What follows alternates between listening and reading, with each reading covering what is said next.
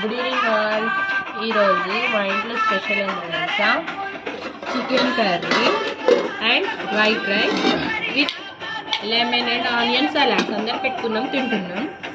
మీ friends good evening all. ఈరోజు మా ఇంట్లో స్పెషల్ ఏంటంటే chicken curry and white rice. మేమందరం అయితే అన్నం తింటున్నాం. ప్లేట్లు ఉదికాడరా.